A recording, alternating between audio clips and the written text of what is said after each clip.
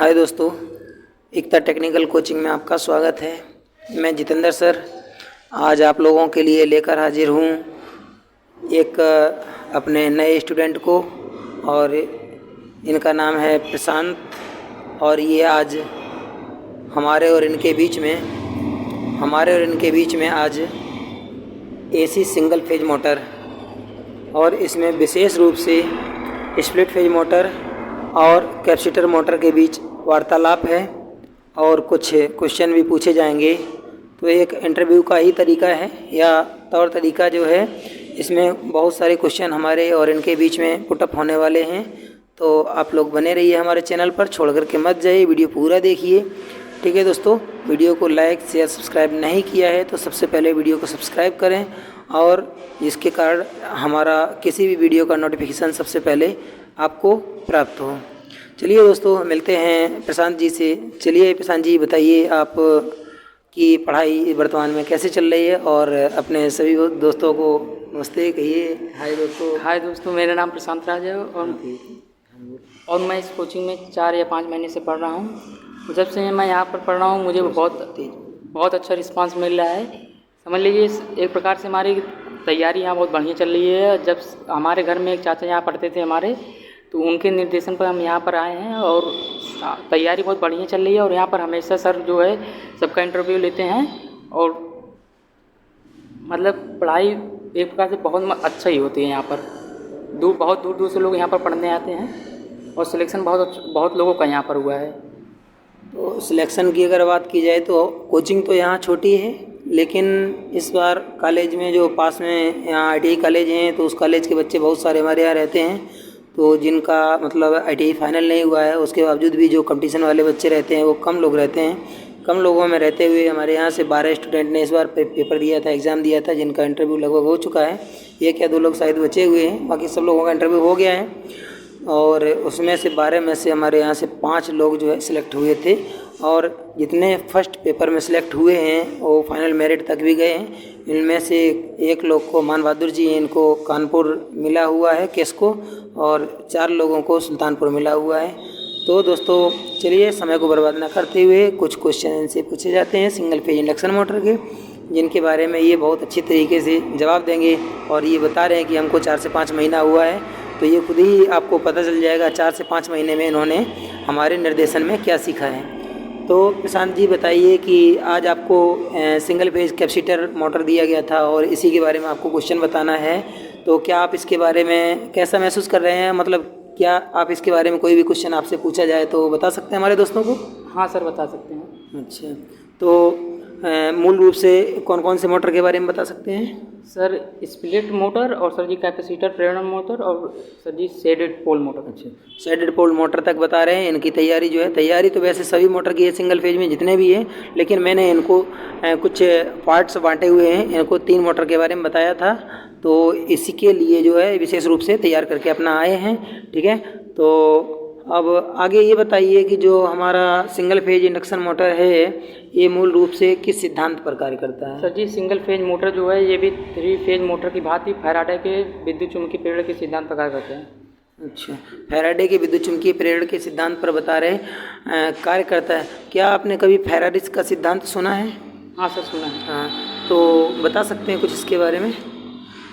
नहीं तो मैं बताता हूँ आप लोगों को। जो फैराडे का सिद्धांत होता है, ये जो फ्लक्स होता है, ठीक है, तो फ्लक्स को 2 बराबर भागों में विभाजित करता है। ठीक है, जिसके कारण ही जो सिंगल फेज की मशीन होती है उसमें घूर्णन की प्रवृत्ति उत्पन्न होती है।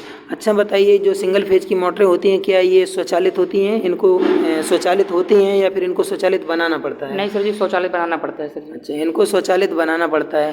तो जो सिंगल फेज की जो मोटरें होती हैं उनको स्वचालित बनाने के लिए कौन कौन सी विधि का उपयोग किया जाता है? उनको सर जी स्वचालित बनाने के लिए सर जी कैपेसिटर सर जी स्टार्ट, और सर जी कैपेसिटर अस्थायी कैपेसिटर, और सर जी capacitor start capacitor run motor. जैसे इसको जो सिंगल फेज की जो इंडक्शन मोटर होती है, इनको प्रारंभ करने के लिए हमने तो सुना है स्प्लिट फेज जो रहता है एक रेजिस्टेंस के द्वारा इसको प्रारंभ कर देते हैं तो स्प्लिट फेज कहलाता है। इसके बाद कैपेसिटर लगा देते हैं तो कैपेसिटर की सभी मोटरें उसके अंतर्गत आ जाती हैं, कैपेसिटर स्टार्ट मोटर होता है।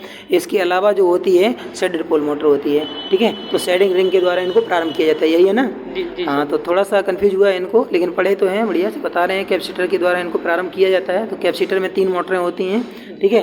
तो क्या आप बता सकते हैं कि कैपेसिटर जो मोटरें होती हैं वो 3 होती हैं, लेकिन कौन कौन सी? सर जी वो कैपेसिटर स्टार्ट मोटर और सर जी स्थायी कैपेसिटर प्रेरण मोटर और सर जी capacitor start capacitor run motor. अच्छा, हाँ बता रहे हैं, सही जवाब दिए हैं। जो कैपेसिटर एक होती है परमानेंट कैपेसिटर, जिसको स्थायी मोटर बता रहे हैं, वो स्थायी होता है। तो ये कैपेसिटर स्थायी जो मोटर होता है इसका उपयोग हम कहाँ करते हैं जनरली?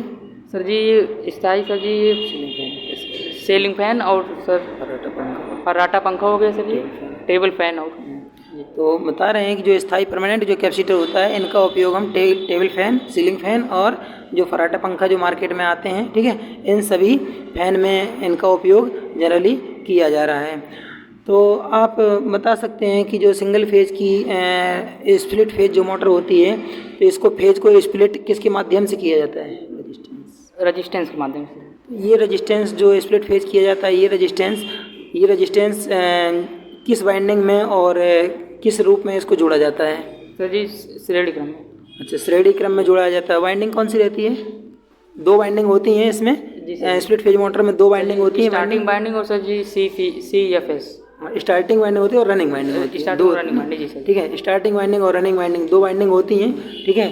तो इसमें जो रेजिस्टेंस होता है और संधारित्र जो सेंट्रीफ्यूगल स्विच जिसको आप केंद्रीय स्विच कहते हैं, इसको दोनों को हम किस वाइंडिंग के साथ में जोड़ते हैं? सर जी CFS, सॉरी स्टार्टिंग वाइंडिंग के साथ में, ठीक है। हाँ, तो स्टार्टिंग वाइंडिंग के साथ में इसको संयोजित किया जाता है। स्टार्टिंग वाइंडिंग के साथ में इसको संयोजित किया जाता है। रेजिस्टेंस को और सेंट्रीफ्यूगल स्विच को, इनको दोनों को हम स्टार्टिंग वाइंडिंग के साथ में संयोजित करते हैं। अच्छा, अब ये बताइए कि जो स्टार्टिंग वाइंडिंग और जो रनिंग वाइंडिंग होती है, इन दोनों वाइंडिंग को, ठीक है, आपस में कितने विद्युतीय कोण पर स्थापित किया जाता है? सर जी 90 डिग्री पर इनको विस्थापित किया जा रहा है। बता रहे हैं जो क्वेश्चन इनसे पूछा जा रहा है सबका सटीक जवाब दे रहे हैं। 4-5 महीने का रिस्पॉन्स देख लीजिए आप लोग भी, आपको पता चल जाएगा सभी लोगों को। अब अच्छा ये बताइए कि जो स्टार्टिंग वाइंडिंग होती है इसमें रेजिस्टेंस रनिंग वाइंडिंग की अपेक्षा कम होता है, ज़्यादा होता है, बराबर होता है, क्या होता है पोजीशन? सर जी रेजिस्टेंस कम होता है स्टार्टिंग वाइंडिंग। रॉन्ग बता रहे हैं, स्टार्टिंग वाइंडिंग का रेजिस्टेंस ज़्यादा होता है और रनिंग वाइंडिंग का जो होता है ना वो कम होता है। तो स्टार्टिंग वाइंडिंग को अन्य किस नाम से भी जानते हैं? स्टार्टिंग वाइंडिंग को हम जो है मतलब स्टार्टिंग वाइंडिंग को प्रारंभिक वाइंडिंग, ठीक है, जैसे कि वहाँ पर मैंने पीछे लिखा हुआ है अस्थायी या फिर सहायक कुंडलन, इस नाम से भी इसको जाना जाता है। जो स्थायी मतलब जो सेकेंडरी वाइंडिंग होती है इसकी, या फिर हम कहेंगे स्थायी वाइंडिंग होती है। स्थायी वाइंडिंग को और किस नाम से जानते हैं? ठीक है, यहाँ पर पीछे जैसे कि नाम लिखा हुआ है, ठीक है, रनिंग वाइंडिंग, ये होता है ना, ठीक है। अब ये बताइए कि जो हमारा स्प्लिट फेज मोटर है और कैपेसिटर मोटर है, इनके सभी के रोटर जो हैं वो किस प्रकार का रोटर उपयोग में लाया जाता है? Squirrel cage. इसमें सिंगल केज का रोटर उपयोग में लाया जाता है, जैसे कि फर्राटा पंखा वगैरह इसमें हम यूज कर सकते हैं। क्या सीलिंग फैन में भी स्क्वायरल केज रोटर उपयोग में लाया जाता है? जी सर, नहीं सर, नहीं, उसमें नहीं लिया जाता। उसमें कटे हुए खांचे होते हैं, व्यास ज़्यादा और इसकी लंबाई कम होती है। इसमें स्क्वायरल केज रोटर उपयोग में नहीं लाया जाता है। जो टेबल फैन होता है उसका रोटर जो है वो स्क्वायरल केज होता है। अच्छा ये बताइए ज़रा, जो कैपेसिटर मोटर है जो आपने बताया कि 3 प्रकार के होते हैं, ठीक है, तो इसमें कैपेसिटर परमानेंट कैपेसिटर जो मोटर होता है, ठीक है, तो परमानेंट कैपेसिटर मोटर में जो रनिंग में जो स्टार्टिंग वाइंडिंग होती है, स्टार्टिंग वाइंडिंग के साथ में जो संधारित्र उपयोग किया जाता है वो संधारित्र की कैपेसिटी कितनी होती है? सर जी 2.5 माइक्रोफैरड। 2.5 माइक्रोफैरड जो है वो कैपेसिटी जो है इसमें यूज में लाई जाती है। इस कैपेसिटी का संधारित्र लगाते हैं और ये स्टार्टिंग वाइंडिंग के श्रेणी क्रम में संयोजित कर दिया जाता है। और इसमें जो सीलिंग फैन होता है या फिर परमानेंट कैपेसिटर टाइप की जो मोटरें होती हैं, इनमें दोनों वाइंडिंग जो है प्रारंभ से अंत तक लगातार कार्य करती हैं, ठीक है। तो अब इसके बाद आता है आपका capacitor start motor.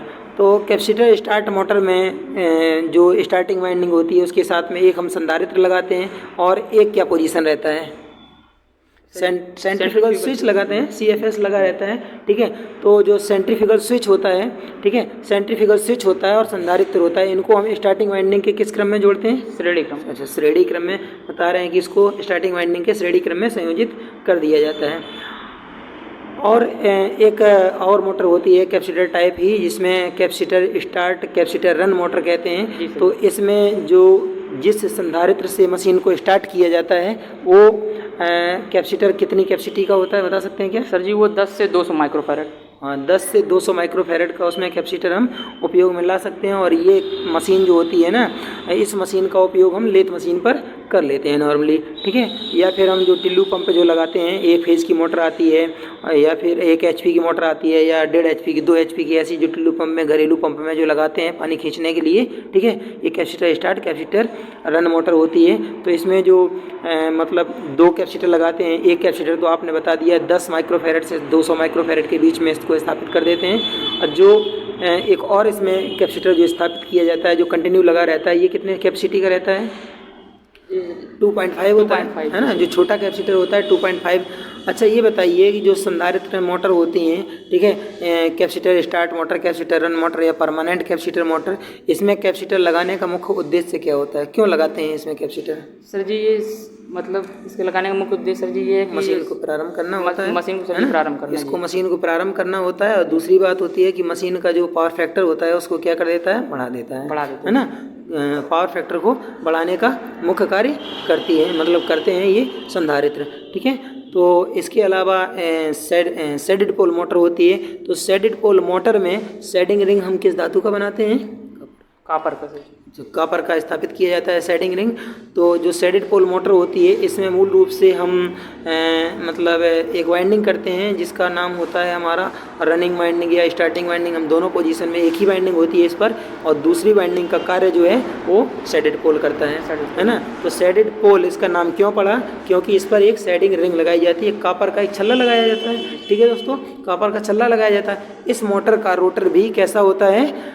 Squirrel cage type, ठीक है ना, स्क्वायरल केज होता है। जो शेडेड पोल मोटर होती है इसका हम उपयोग किस में करते हैं? विद्युत गाड़ियों में और मोटरों में करते हैं। जो मोटर होती है सिंगल फेज की, ठीक है, जिससे फैन वगैरह बनाए जाते हैं। जो शेडेड पोल मोटरें होती हैं ये जनरली कितने पोल की हो सकती हैं? 2 और 4, 2 या 4 से 2 या 4 पोल की बनाई जा सकती हैं। चलिए दोस्तों, बहुत सारा इन्होंने काफ़ी क्वेश्चन बताए और काफ़ी क्वेश्चन मैंने भी आप लोगों को सहयोग के लिए बता दिए। तो आप लोग इसको अच्छी तरीके से अपना तैयार कर लेना, ठीक है। और ज़्यादा से ज़्यादा हमसे मिलने की और हमारे यहाँ जुड़ने की कोशिश करिए। मैं आपको जैसे अपने प्रशांत भाई को तैयारी करवा रहा हूँ और साथ में हमारे बहुत सारे लोग हैं इनकी भी तैयारी करवा रहा हूँ, तो आप लोगों की भी तैयारी बहुत अच्छे से हो जाएगी। हमारा यूट्यूब चैनल UPPCL 2.0 है और इसको लाइक शेयर सब्सक्राइब करने की कोशिश करिए दोस्तों। और जितना आप लोग हमको प्यार देंगे उतना हमको बहुत अच्छा लगेगा और साथ में आप लोगों की तैयारी में बहुत अच्छे से करवा सकूँगा। हमारे यहाँ इंटरव्यू कंटिन्यू, आप लोगों में से अगर किसी भी दोस्त की इंटरव्यू देने की इच्छा है तो हमसे जुड़ सकते हैं।